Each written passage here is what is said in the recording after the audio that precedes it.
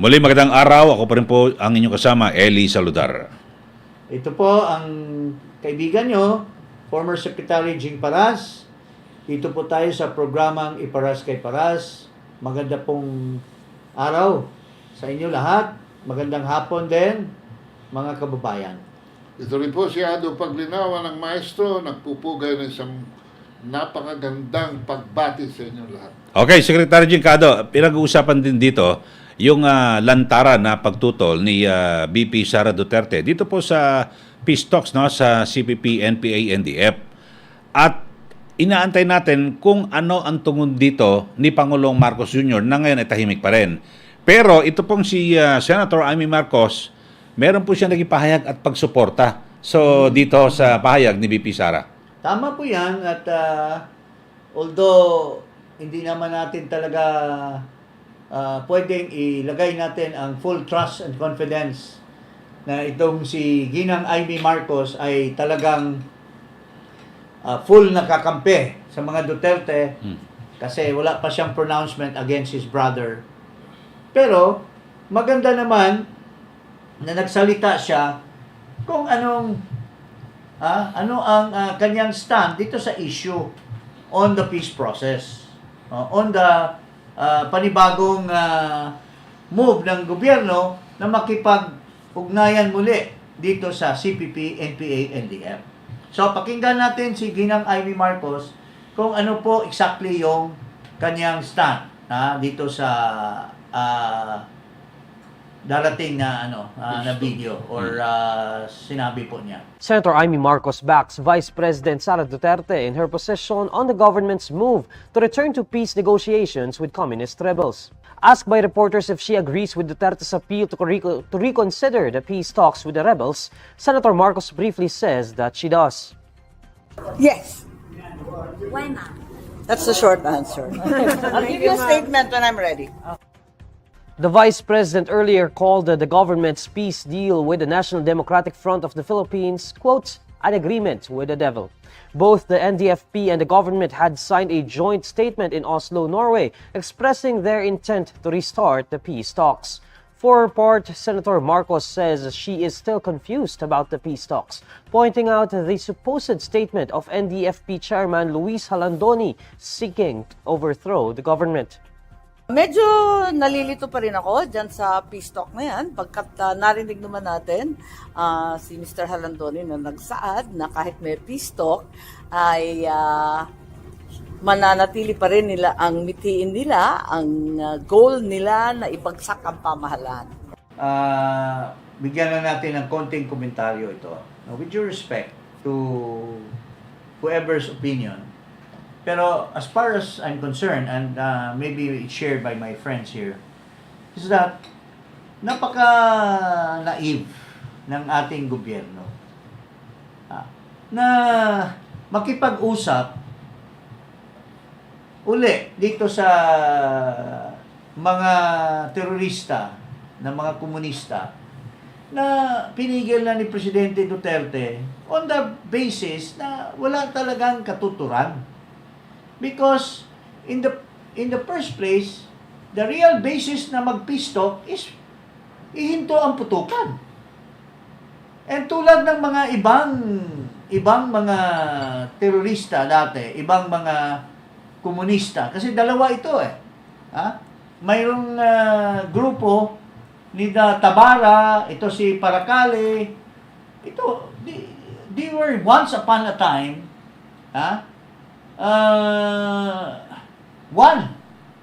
New People's Army. Pero nagkawatak-watak dahil magkaiba. So, there are those who have already surrendered. And nagkaroon ng peace talk because while they were talking, talagang nag-disarmament at nag-surrender sila. Ito, they want to have their cake and eat it too. Itong NDF, CPP. Kung talagang sincere sila na mag-surrender, sabihin nga sa gobyerno, we trust the government. And if we trust you, we will have a disarmament. Hindi na kami magpapaputok. Maghihintay kami kung ano ang magandang usapan. Now, kung hindi nagkasundo, then balik kayo. Pero hindi yung habang nag-uusap, mayroong good faith, pero pinapatay niyo yung mga sundalo, di ba? Anong masasabi mo yan? Anong klase? Kaya sabi ni Aimee, nagtataka siya kasi sinasabi ni Halandoni, we will not stop killing you. Habang anong klaseng ano yan eh? Anong klaseng In the past kasi, Oh, Secretary, gumagawa sila ng okasyon para magka-peace talks, para magka-ceasefire. And then during the window, balik na naman sila sa regrouping, balik na naman sila sa recruitment, balik na naman sila doon sa dating gawin, pagpapalawak ng base That's nila. exactly the basis of Oh. of Proclamation 360.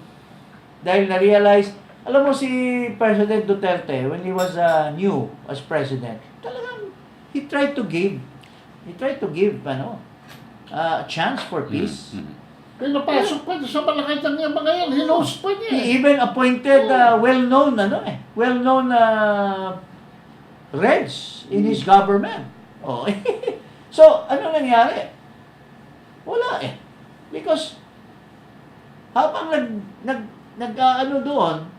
nag-uusap in Norway, they raid the detachments, they kill the mga indigenous people, they recruit young people. Kaya nga nahuli nga ito si Franz Castro eh. He was caught during the time of Duterte, bringing in 4 young children to be recruited by the NPA. Oh, and that is on the record, 'di ba? Nakulong na siya. So that case is still pending, by the way. Wala pang desisyon yan. It's still pending in court. Ngayon, so balik tayo sa sinasabi ni Aimee na si Halandoni has stated this fact. Oh, so anong klaseng usapan yan? Parang Tsaka yung demands nila, Secretary, are non-negotiable because they're moving for a suspension of our existing laws to accommodate their economic and political gusto reforms. nilang And then yung equal power sharing. equal footing with government. Oo.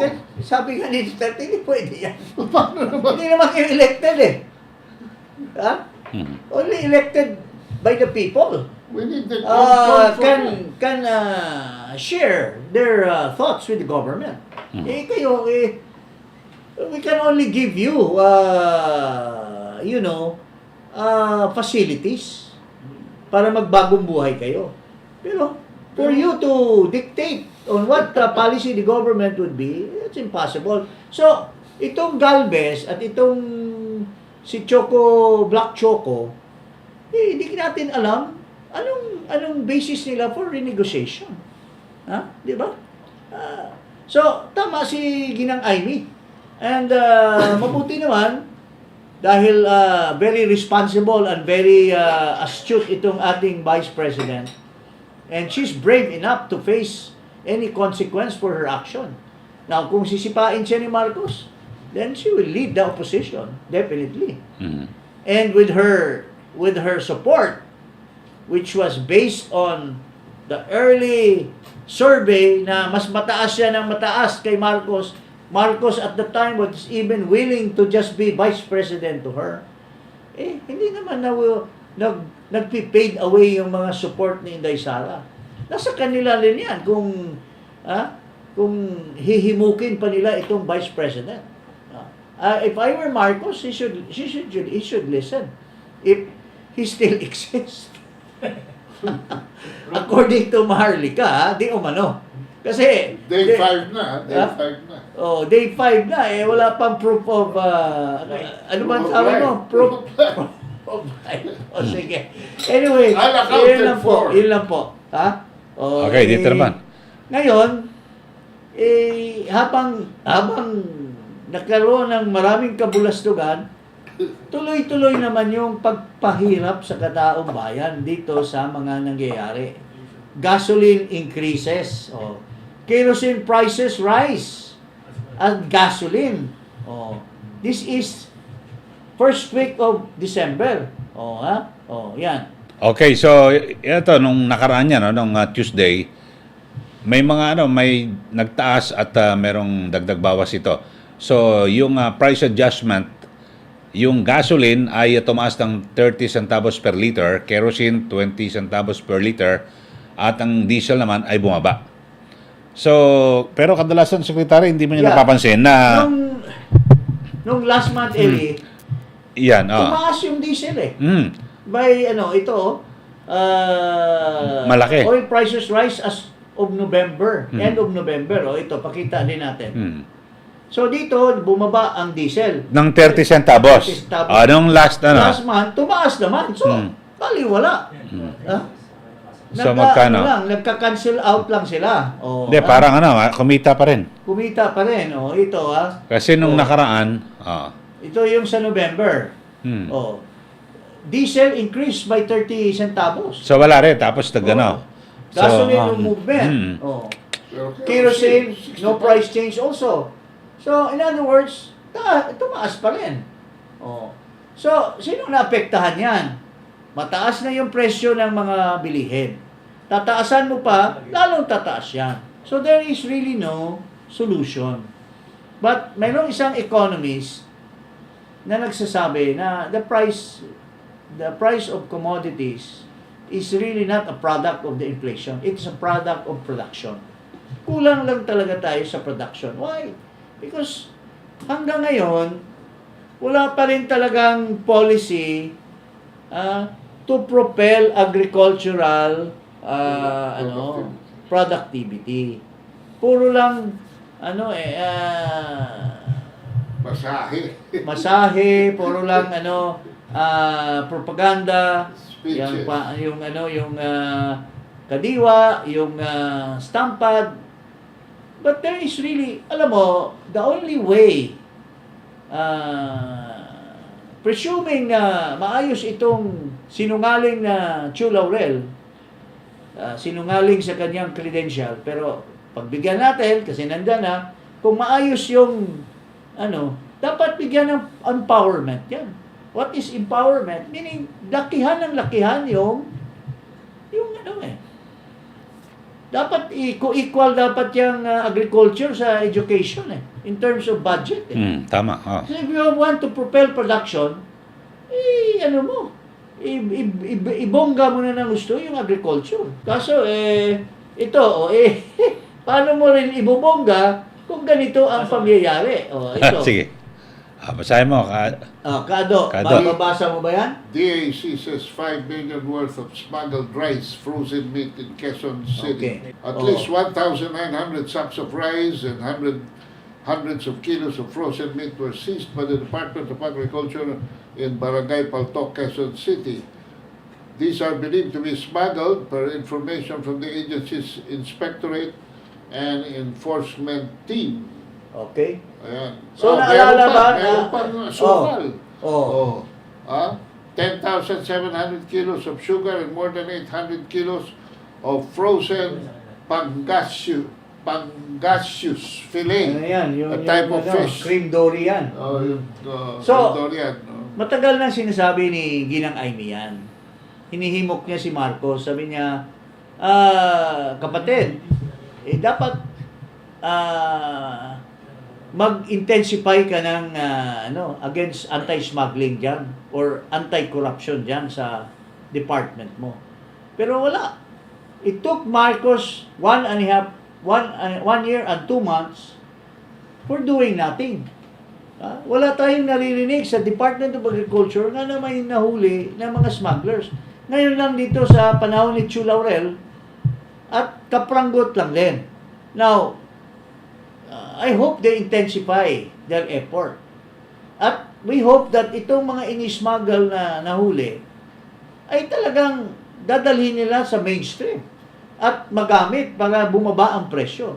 Pero ang dami nang sinasabing nahuhuli, pero ginagawa sa propaganda. Pinagdi-distribute doon sa Iloilo, kung saan-saan. Hulid up.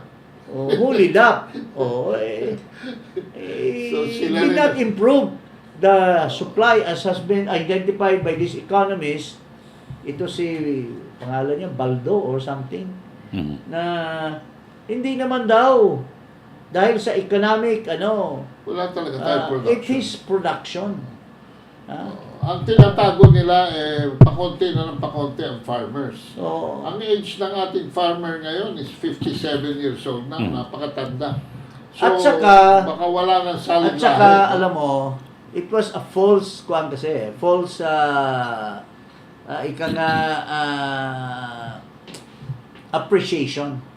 Kasi, doon sa kay Cory na panahon, yung Comprehensive Agrarian Reform Program, Yung CARP. it was really a wrong approach. I mean, kaya yung result ay nagkaroon ng resulta na ngayon in the long run. Why? Because dati kasi mga mayayaman yung nagpapatakbo ng mga farmlands. Mga may kakayahan, Mga sendero. mga traktora, I mean, well, that's the nature Kasi pagka may pera, talagang May kapital may kapital ka na papoproduce mo. Pero it was this wrong notion that kuhanin mo yung lupa na pag-inaarian ng mga mayayaman ng gobyerno at ipag-distribute doon sa mga Sa farmer. kanilang saop, sa mga tenants, mga tenant tillers, farmers. In other words, it was reduced to an issue of ownership when the issue should have been increased productivity, Yes. backed up by the government. And susceptible to capital capability. Oo. Kaya dati, ito hindi naman sinasabing mayaman kami. But my family were in the sugar business. Yun ang preoccupation ng mga taga-Negros. Dati, may mga plantation kami. May mga sarili kaming mga, hindi sakada. May mga tenants kami who work during season for us. Pero we provide them with housing, we provide them with health facility, we provide them with capital. Kung mag-cash advance sila, they're ready. So, Hindi sila farmers, they were agricultural workers. agricultural workers, but they are, may wherewithal sila because Wala nagugutom. walang nagugutom, walang nagkakasakit na nagtatagal dahil sagot ng may-ari ng farm, plantation. Pero dahil sa anong utak mayroon yung advisor ni Cory, I don't think coming from Cory, but it's the people that surrounded her. Maybe whoever, mga leftist din yun Sinasabi nila, no, baka para tumaas ang industrial production natin, i-confiscate natin itong mga lupa, bayaran natin ng mga may-ari para ang mga farmers na ang magpapatakbo. Yung mga sinasabi mong farm workers. They were suddenly transformed into farmers tillers. So yun ang magiging beneficiaries. So maganda sana yun kung talagang natutupad.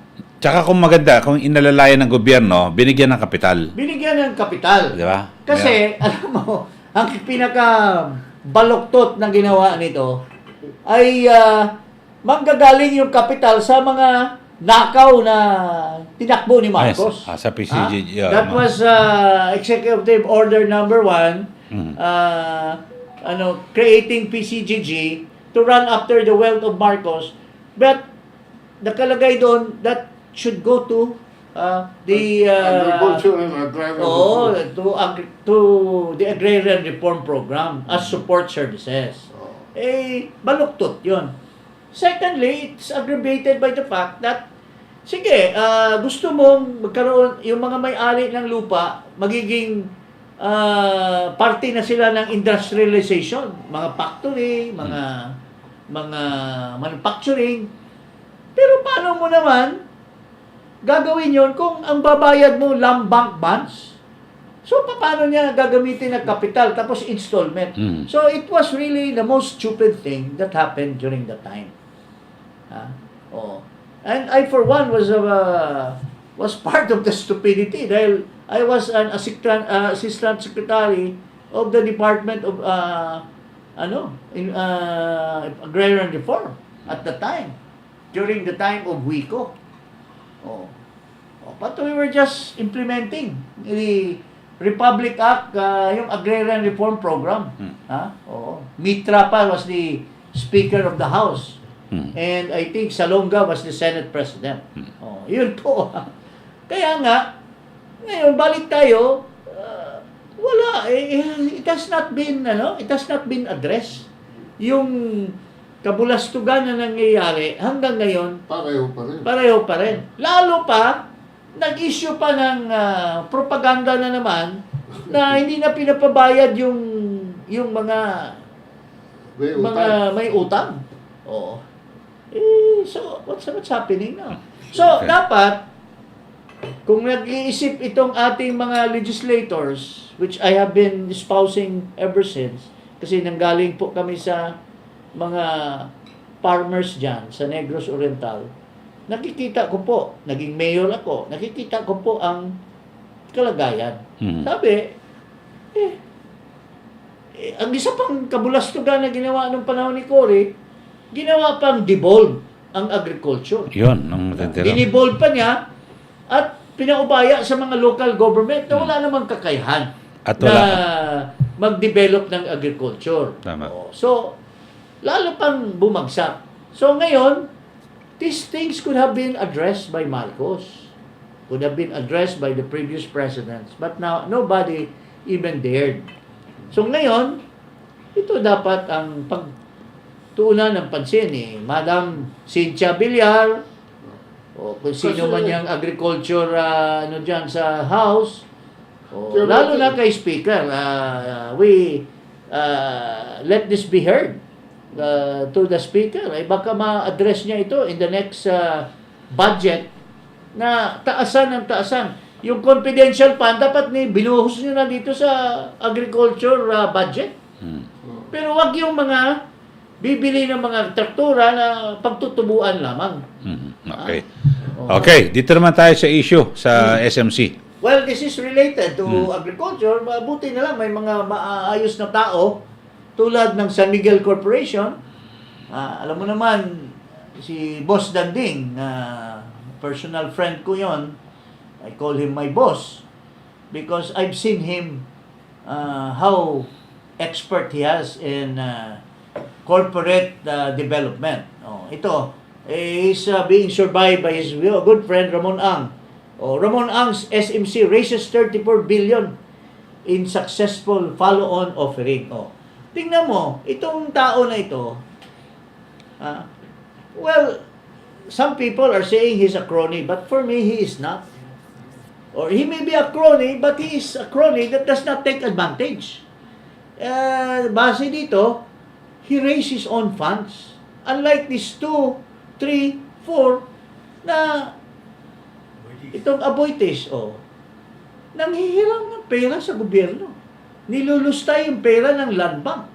Ito si Ramon Ang, he raises his own funds from the private sector. Yun ang kaibahan. And he is not